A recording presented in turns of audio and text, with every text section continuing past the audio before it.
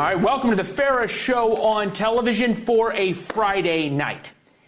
We do not know right now what is going to define the 2024 election. 60 days out, we don't know what this election will be about. Thus, we have no idea who will win. There's been attempts, right, to define it about threats to democracy. That didn't work. There's attempts right now to try to define it about abortion. It's not really working right now. At least as we go around the country, people talk about the economy and jobs, all the more so today. We'll get to that in a minute. And then there's one other thing that this election could be about, and that is Donald Trump. Kamala Harris wants this to be an election about Donald Trump.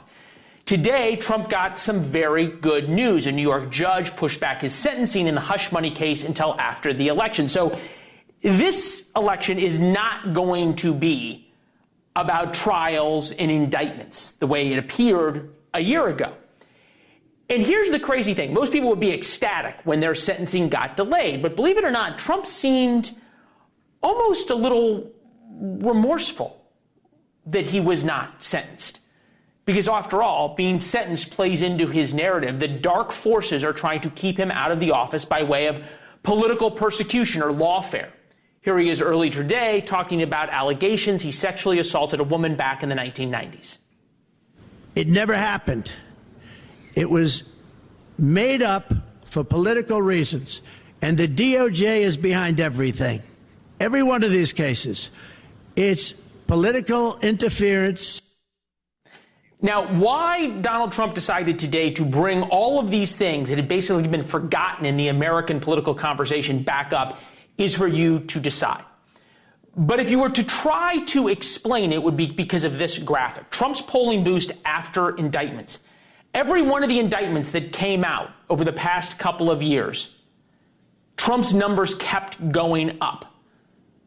So imagine what a jail sentence would do for his image, for the idea that he was fighting. And there are people out there who don't like Donald Trump, but like the prosecution of Donald Trump even less. So we don't really hear about his impending trials anymore. We don't have a trial date for his January 6th case in Washington, D.C. He's likely going to avoid trial in the Georgia election interference case because of prosecutorial misconduct. Prosecutors are appealing a judge's attempt to dismiss the Florida classified documents case, so it's all a mess. Nobody talks about it anymore. The hush money case, otherwise known as the business records case in New York, is at a standstill. So for the rest of us, Donald Trump got his news. We got some bad news this morning, which in a way is good news for Donald Trump. Despite a few signs of hope in the latest jobs report, the number that really matters is this. 8 million Americans are working 2 jobs just to make ends meet. If someone has to work 2 jobs, 8 million Americans, there is no way they think the economy is working for them. That's just not what the American dream is. 8 million is very close to the record that was set earlier this year. And Kamala Harris, understandably, does not want to talk about how we got here. She wants you to focus on how bad Trump is. Here's her spokesman on CNN. We don't have time to sit around and think about why over the last few years certain things may have happened or may not have happened. We've got to go win an election. And the vice president's doing that by talking about her economic vision. And it's really different. It's really different. It's a new way forward, not only for the Democratic Party. Can you tell me what is really different? I got the capital gains rate, but what else on the list makes it really different from what was going on the past few years? Sure. She wants to take into effect the first national law to take on corporate price gouging. And there is not a single fair-minded economist in the world who will tell you that corporate price gouging is the reason your groceries cost 20% more than they did when Joe Biden took office. Mark Halperin starts us off tonight, former political director for ABC News, the founder now of Two-Way. You can find it on Twitter. It's one of the best and most important political conversations happening every day. Mark, good to see you. It was interesting. You predicted the Trump grievance fest rather than press conference that had been promised. And I'm wondering if you were sort of channeling that Donald Trump has an inability at these moments to talk about the things that if it defined the election, like the economy, he would win. Well, he certainly has a pronounced inability to do that. He certainly has a love for grievance. But what caused me to predict that this morning is the Kamala Harris fundraising numbers. You pointed out with your excellent graphic that his poll numbers, his political support has risen when lawfare has been front and center. But so is the fundraising. And right now, the fundraising is something Donald Trump's always concerned about. But these numbers that your excellent team has thrown up, these numbers are scary to him because his liberty is at stake. And she now has not just an advantage that's manageable, but an advantage that's meaningful. And so I think what he was trying to do today, and I'll be curious, I've been asking the campaign, haven't heard back yet, did that 45-minute grievance fest with no questions from reporters, despite billing it as a press conference, to lure us all to Trump Tower, did that make the cash register boom? It's fascinating, and whether or not he raised money. And the grievance fest is useful for his base. I listened to most of it, and I only got, I think, 2 or 3 sentences about the economy. Do we know yet what defines the 2024 election, or what electorate, suburban women, white working class men, black females, is going to be the thing we're all talking about on election night? Yeah. I mean, if you were to pick a thing, I think you'd pick white men without college degrees. I think they may decide the election as much as any other group, but in a close election, lots of groups do. What I think the election about, and you saw this in the CNN poll the other day, is who's mainstream and who's dangerous, right? The whole theory of the Trump case is Harris's positions, particularly from her presidential campaign, were dangerous. You know, banning things, banning straws, dangerous. Medicare for all, dangerous. Abolishing ICE, dangerous. The CNN poll of voters in the battleground states said she's less dangerous than Trump. She's mainstream. He's the dangerous one. So if you wanted to pick what this is about, it's about who can define the other one themselves as mainstream and the other one as dangerous and out of the mainstream. You're the best source guy in politics. I keep saying that. Game Change and Double Down, the 2 books you wrote, are one of the reasons I got into political coverage, because I loved it so much. What are your sources saying, especially inside the Harris campaign, about how they are going to try and define that and also defend from Trump's attacks during the debate? Well, you saw a big preview of it during the convention, right? It wasn't about what her ideas were, including in her own speech. Vice President Harris talked about an American story so that biographically and in terms of vibes, people see her as part of the American story, not exotic, not a socialist, not outside, I'll say the word again, the mainstream. And so I think what you're going to see in the debate is her attempt to paint Donald Trump as weird, right? Her focus is less on Trump as dangerous, although she doesn't shy away from that. But Joe Biden was all about Charlottesville, all about January 6th, all about election denialism. She's about those things in the context of he's outside the mainstream and weird. And I think that's what you're going to see her do. She's going to try to make him seem small, weird, old, past his prime, not what America wants for another 4 years.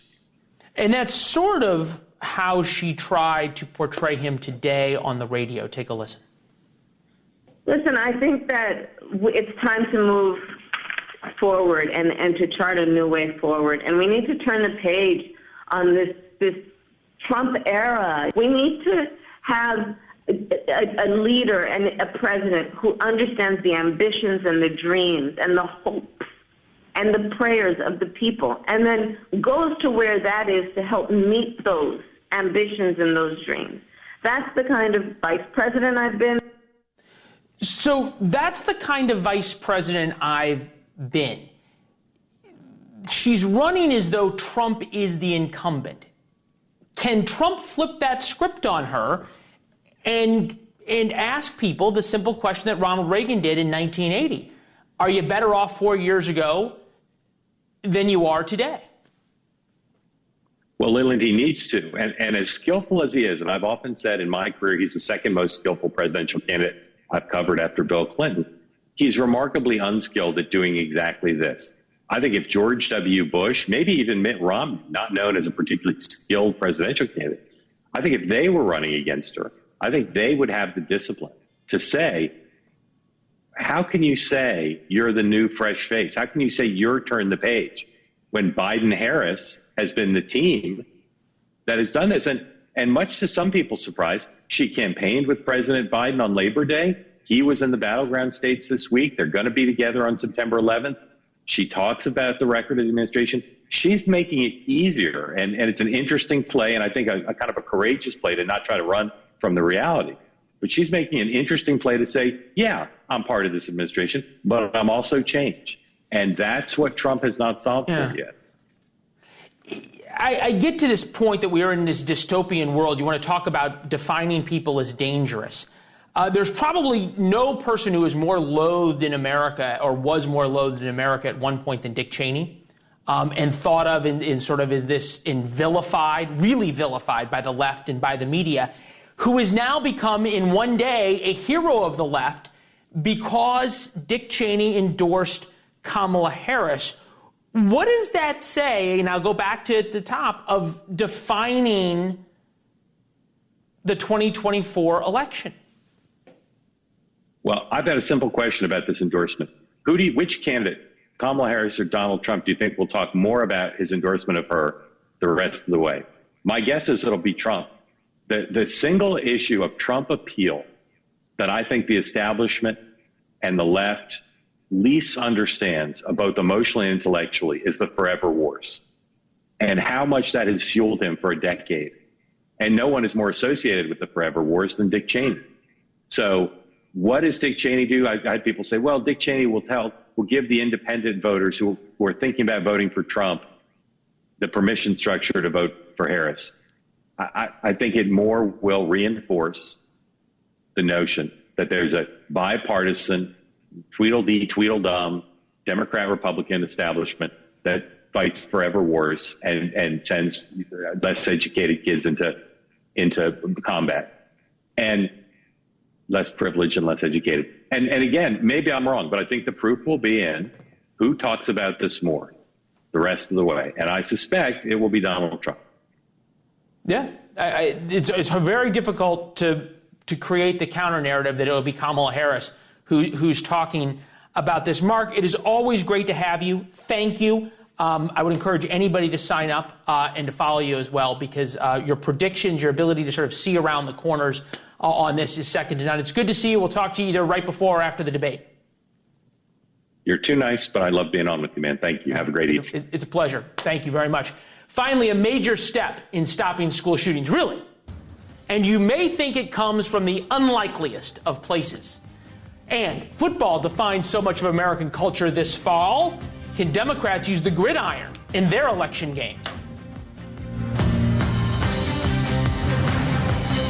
Accused school shooter Colt Gray rocked back and forth. You can see him there in court today. You'll notice he's in jail clothes, too, as a judge read out charges including 2 counts of second-degree murder, 4 counts of involuntary manslaughter, 8 counts of child cruelty.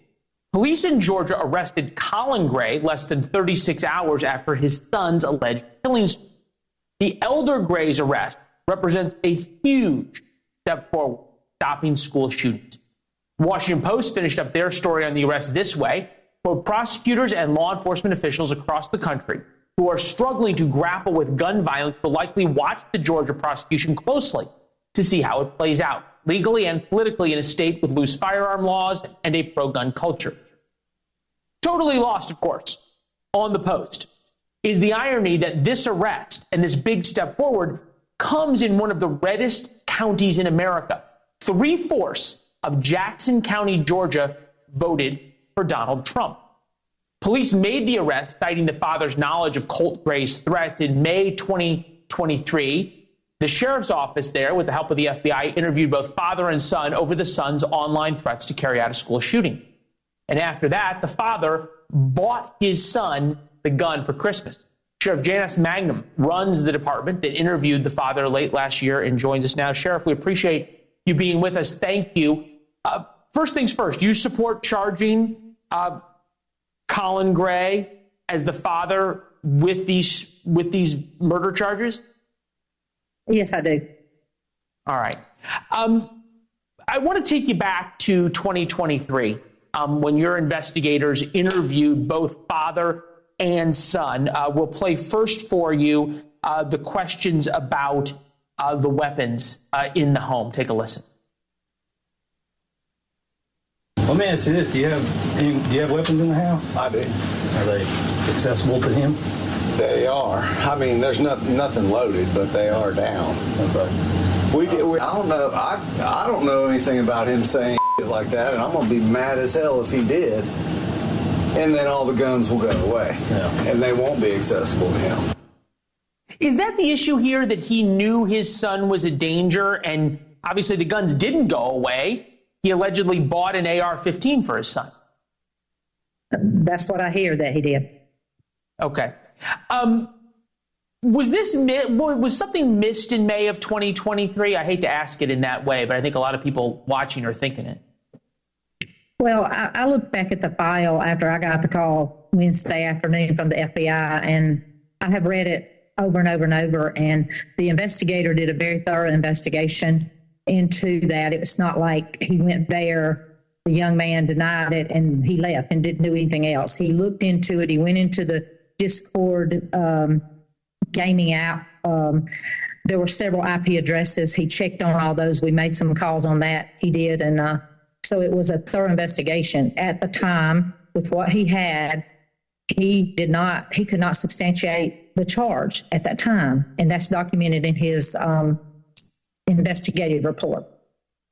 Yeah, and there's a lot of situations like that, right, where law enforcement can't meet the standard beyond a reasonable doubt that a crime was committed. That doesn't mean you're not dealing with some bad people. This May 2023, Colin, the father's phone call about his son being bullied. Take a listen. It was just very difficult for him to go to school and not get picked on by, they went from one thing to another to, he's talking to the couple friends he has. I was trying to get him on the golf team. And he's like, oh, look, Coach Gay, he's dating that guy. Just ridiculed day after day after day. The family of this young man, the aunt in particular, are talking about how there were multiple people who failed him. The alleged shooter's mother was arrested and in jail at various times. What went wrong here beyond, obviously, a really, for lack of a better term, messed up kid? I don't really know. I can't answer that and what went wrong. I just know that it's very tragic what happened. It's sad that those families are suffering so over in Barrow County, and I don't know what all went wrong. It appears a lot went wrong, but I can't answer that. No, we all try to figure it out. I understand that. You look at the timeline. May 2023 was the interview with Colin and Colt over online school shooting threats. December 2023, Colt Gray's father gifts him an AR-15. And then obviously September 4th, so this year, is when the shooting took place. 33 hours later, the Georgia Bureau of Investigation confirmed the arrest of father. Is this going to only happen in high-profile cases, or is every time now, and maybe it should, every time a kid goes into a 7-Eleven and robs the 7-Eleven and shoots the clerk, that the parents or somebody along the way who got the kid the gun gets charged? I think you have to look at parents. They have to know what their kids are doing, and why would, anyone allow access to an AR-15 to a 14-year-old? That's the question I keep asking myself. But I do think parents have to know what their kids are doing, and it starts at home. We just have to keep an eye on what they're doing, and there's just such evil in our society now, and it's sad that that's what happened Wednesday at Appalachia. Yeah. And we've seen a couple of cases in the past where parents have been charged. Obviously, there was the Crumbly case in Michigan where parents were charged, and now they're going to be spending a lot of time in jail over their son's actions in shooting and killing people at school. What do you make of the discharging and the arrest of the father here only took 33 hours? Well, I think that they have been doing a great job over there working that whole scene. And I just think that parents have some responsibility, a lot of responsibility about their children and what they're doing. Yeah. And no less that it's being taught this lesson. We've been talking about school shootings for so long that this gold standard is now being set in rural Georgia in terms of finally taking that next step and holding people responsible who bring the gun. Sheriff, thank you very much. We appreciate your time, ma'am.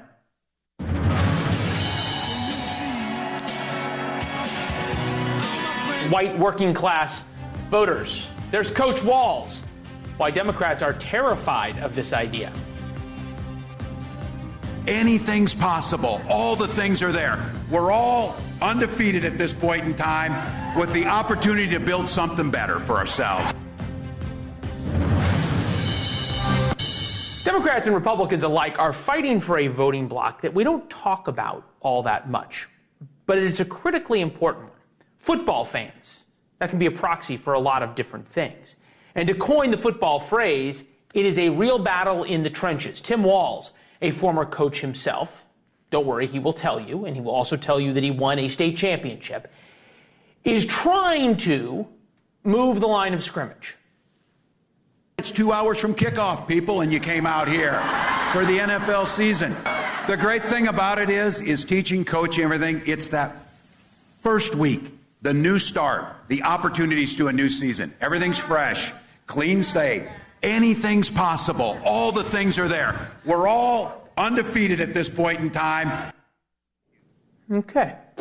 It's kind of a contrast from the past, right? Especially for Democrats. Former President Obama once told a reporter if he had a son, he wouldn't let him play football. But there are clear risks involved in the outreach, particularly when it comes to perhaps younger voters. May not exactly be fair when we say younger. Put a little finer point on it. The Nation's Dave Zirin lays out the playbook like this: the dark side of the Democrats' party's embrace of football. Young people care about racism, the economy, climate change, Palestine, and a host of other issues. Football not only won't be enough to satisfy them, its embrace may send a signal that the big tent isn't big enough for them. Chris Hahn, former Senate aide to Senator Chuck Schumer, host of the Aggressive Progressive podcast, Lauren Wright, associate research scholar, lecturer in politics and public affairs at Princeton. Hahn, I'm going to start with you because I'm trying to understand even what this article is saying. What is it, that the snowflake types don't like football and will be turned off? Well, I am a former NCAA football player myself at the University of Albany, I might add. Whoa. Really distinguished. Distinguished career here, huh? Yeah. David Zirin, look, every party's got to have a pooper, and that's David. Football metaphors have been part of politics as long as I've been in politics, my friend, and they will be in politics as long as politics exists in the United States, because America is a country that loves football. Democrats love football. Republicans love football. I do one major party a year, every year at my house, and it's my Super Bowl party. You're both invited. Lauren, you could wear your green if the Jets are in. I'm a Giants fan, but I welcome you to wear that green jersey. Let's clear up a couple of things. Number one, the Jets aren't going to be in it, nor are the Giants, for that matter. They most certainly are not. Right, yeah. Okay, well, see, now we get some agreement. And number two, I love that you've had a major party for years and years and years, and you've never invited Lauren or I. So I guess that says a lot about our friendship. Exactly right. Lauren, I've never been invited. Yeah. Lauren, who, though, when we talk about football metaphors, President Obama sort of caught on to this liberal view of football as a metaphor or in some way a tag for the people he called, who cling to their guns and religion because they're bitter. What now is this embrace of football and football fans by the Democratic Party? Well, just wanting to win, because as Chris pointed out, football fans are not partisans. They're in every city in the country. They're split pretty evenly along party lines. And Trump didn't like the kneeling. He went after the NFL for that. So there's certainly times both Republicans and Democrats have been critical of the sport, but this is an audience question. 200 million people watch the Super Bowl. 13 million people watch Biden's huge speeches. So it's a target-rich environment, and that's the way I see it. All right, so there is Donald Trump calling football soft. We'll play that, then tell you what Donald Trump said today as well. Used to see these tackles, and it was incredible to watch, right? Now they tackle. Oh, head-on collision. 15-yard. The whole game is all screwed up. You say, wow, what a tackle. Bing, flag. Football's become soft. Football has become soft. You can't help but watch that clip and think about how much Donald Trump has changed in 8 years, in terms of how he is. That's a word you're looking for. Trump on Truth Social. I can't believe the NFL is effectively getting rid of the always exciting kickoff return, such an exciting part of football. What are they doing the beginning of the end? On to you. This seems like an attempt by Walz to go after the white working class voters that have all but abandoned the Democratic Party, especially in the upper Midwest, over the past 8 years. I love it when a guy who never strapped on the pads calls the game soft. I love it when a guy I thought you were talking about me. Questions other people's military record. No. But, look, of course, both parties want to get the white working class. Donald Trump has this whole machismo thing going on. It's very fake. It's very put on. But that's his whole brand right now. Meanwhile, in Texas, you got Colin Albright, who played in the NFL, running for Senate against a guy who really tries the fake machismo thing in Ted Cruz. So, look, they could try all they want. We got the all-red bite. Take a listen. Feeling frustrated, exhausted, defeated. Sports fans across Texas are suffering from the same affliction, the Ted Cruz curse. Without Ted, the Sugar Bowl would have been sweeter. The Astros would have won the pennant. Texas Tech would have gone all the way, and the Rockets would have soared into the finals. Instead, Ted's... You study this stuff, Lauren. Does that kind of ad work? Pretty funny. Yeah. I'm sure it does strike a chord with people. I think if there is a danger for Democrats, they're over-relying on star power this year, and they do in many years, just like Republicans did with Herschel Walker. They just assume, people love football, they love this person, it's going to carry him all the way. It often doesn't. These people, They clean up in primaries, the celebrities, and they sometimes don't win. Same thing with Walz. Shapiro would have been a better choice, but it is really tempting to have that pep rally type figure able to gather a crowd. I see why that was appealing to them. All right, Han. I hate giving you the last word, but I'm going to. Because Taylor Swift was at the Chiefs game. And I don't know how many times, somebody I'm sure counted how many times they showed Taylor Swift. How desperate right now are Democrats for the Taylor Swift endorsement? As a middle-aged Swiftie myself, I am very much desperate for the Taylor Swift endorsement. My daughter and I went to that concert. It was fantastic. And let me tell you something about Swifties. They are rabid fans. You think Giant fans like me are rabid? Swifties are rabid fans. If she says go out and vote, they are voting. So, yeah, please, Taylor, let's go. All right, there we go. Lauren, Chris, thank you both very much. We appreciate it. All right, thank you. All right, good to see you guys. Han, we'll see you at your house for the Super Bowl. So far, the NFL in their games has managed to avoid, the preseason games, any kind of pro-Hamas protests. Who knows how long that lasts? If there are massive pro-Hamas, pro-Palestinian protests, maybe America will start caring. So far, we have heard nothing about calls for violence against Jews on college campuses, like the one at Baruch College in New York last week.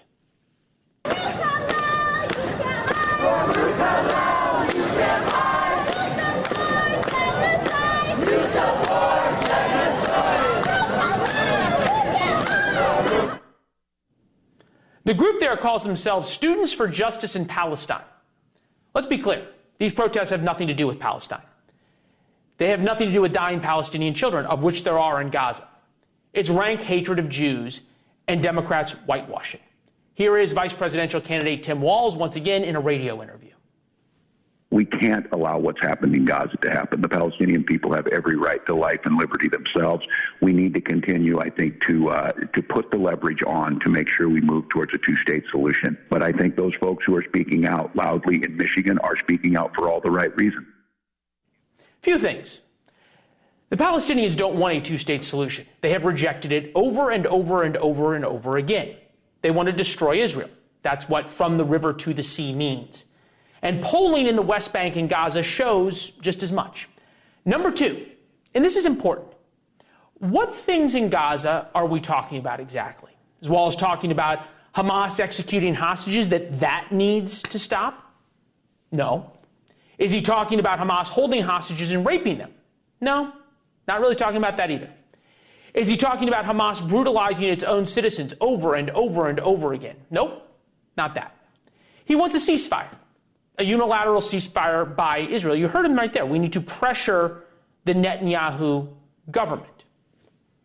Therefore, Hamas gets to rearm and regroup. The same people who shout from the rooftops about protecting every American from the slightest microaggression could care less about calls in America to murder Jews or the raping of Jewish hostages. It's the same people who speak passionately about protecting a woman's right to choose, fine, yet are definitely silent about the women who can't speak in Afghanistan. And it's not some women in Afghanistan, it's all women. The Taliban's new rules now forbid women from speaking in public. From the New York Times, no education beyond the 6th grade, no employment in most workplaces, and no access to public spaces like parks, gyms, and salons. No long-distance travel if unaccompanied by a male relative, no leaving home if not covered from head to toe. And now the sound of a woman's voice outside the home has been outlawed in Afghanistan. That's according to a 114-page manifesto released late last month by the Taliban that codifies the Taliban government's decrees restricting women's rights. There you go. Reality check. The debate is Tuesday. Perhaps a fair question for Kamala Harris and ABC can feel free to use this if they would like. Now that women can't talk in public under Taliban rule, do you still believe the Afghanistan withdrawal was a good idea? We wrote about this first in War Notes. That's our free daily email. 4 p.m. Eastern every day. You can respond. We read all the responses. Connect with us on social media at Leland Vittert, warnotes.com to subscribe for free. We also wrote about this, the art of the word salad, what Donald Trump is really saying when he lets us in on how he thinks.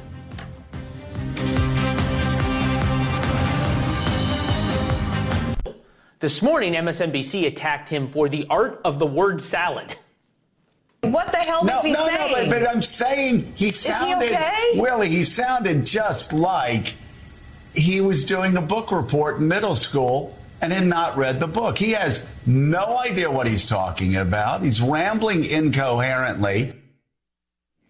Perhaps there's more going on here than meets the eye. Both Donald Trump and Kamala Harris have their own word salad run-ins. Here's a portion of Trump's 2-minute answer at the New York Economic Club Thursday when asked for a specific policy to lower the cost, and this is an understandably big problem people want an answer to, how to lower the cost of childcare.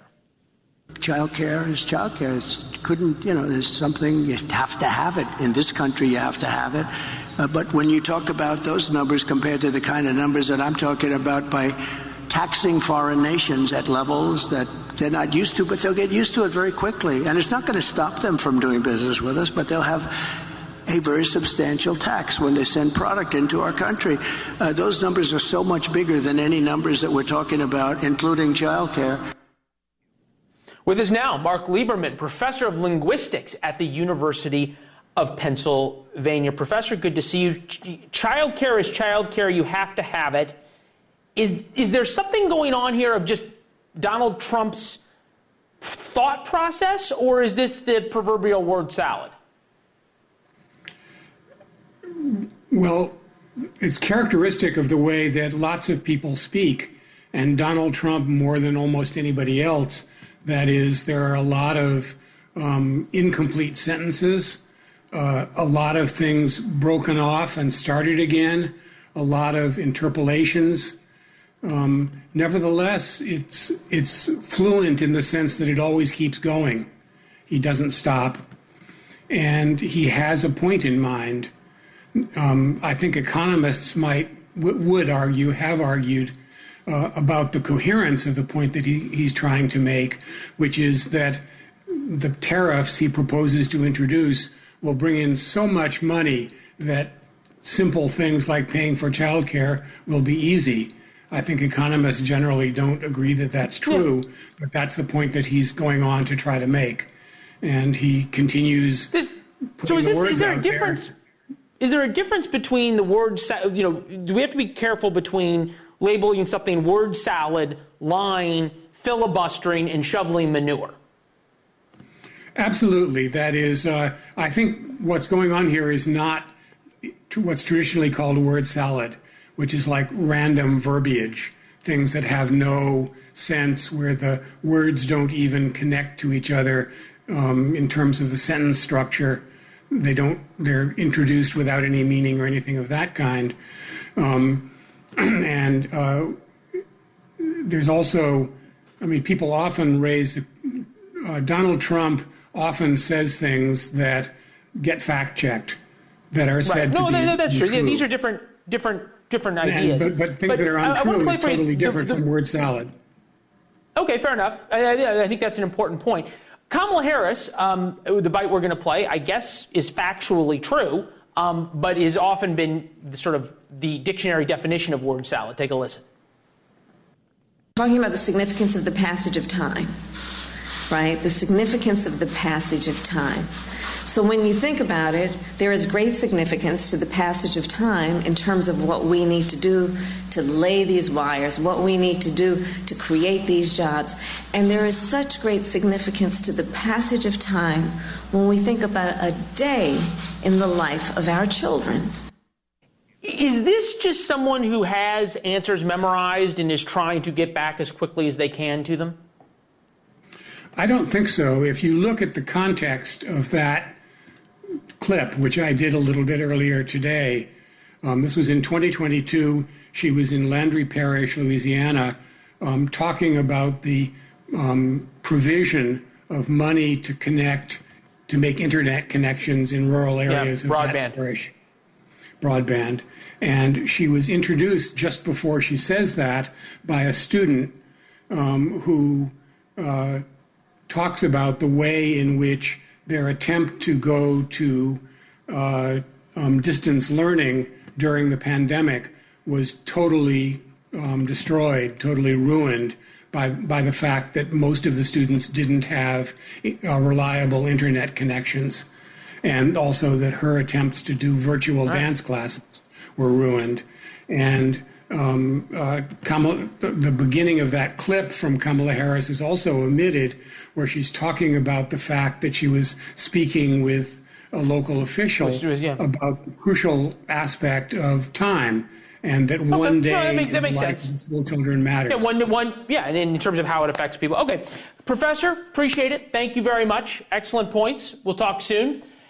The former capital of the Confederacy, Richmond, Virginia, could soon elect the country's first black woman governor in America's history. At the capital of the Confederacy.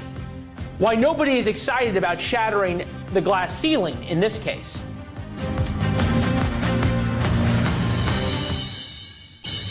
Virginia is the birthplace of the Confederacy. You can argue the birthplace, but it's certainly the capital of the Confederacy.